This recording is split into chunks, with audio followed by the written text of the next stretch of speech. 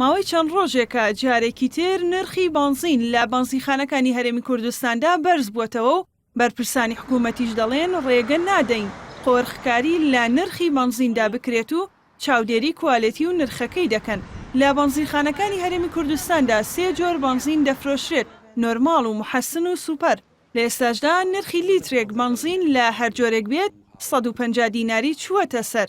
بە هیچ شێوەیەکیش دەستشل ناکەینەوە لە پشکنینی بنزین بۆ ڕێکردنەوەی کوالێتی. بەپێی بەرزبوونەوەی نرخی نەوتی عالەمی و بەپێی بەرزبوونەوەی دۆلاریش بەرز و نزمی بەخۆیەوە بینێ ئێمە بە هیچ شێوەیە تەداخل لە نرخا ناکەین، بەڵام ئێمە ناڵین قۆرکاری دروست ببێ بۆ چەند کۆمپانیایەکی دیاریکراو کە یاری بە نرخەوە بکەن. بەرپرسانی حکوومەت بەرزبوونەوەی بەهای دۆلار لە بازاڕەکانی هەرێم و بەرزبوونەوەی نرخی نەود لە بازاڕەکانی جیهاندا بە هۆکاری سەرەکی بەرزبوونەوەی نرخی بنزین دادەنێن. سەرۆکی لیژنەی سوتەمەنی لە ئەنجومەنی پارێزگای هەولێریش هۆکاری بەرزبوونەوەی نرخی بنزین بۆ بێپلانی وەزارەتی سامانە سروشتیەکان دەگەڕێنێتەوە. کە بنزین ئازاد کرد نرخی بنزین لە گۆڕانکاریدا لە دەرەوە کە بنزین دێنێ ئەو کاتە دەبێت حکوومەت دعمی هاوڵاتیان بکە و حکوومەت بتوانێت بنزین بە سعرێکی نەود بە سعرێکی کەمتر بداتە پاڵاوگەکان بۆ ئەوەی ئەوانش بە سعرێکی هەرزانتر و یان بۆیان دیاری بکرێت بە سعرێک بفرۆشن. ئەوە لە دەستەڵاتی حکوومەتە هەتا ئازاد بێتەوە قوعیەوە کرێت زیاتریش بنزین گرانبی ئەگەر بازاری ئازاد بێت.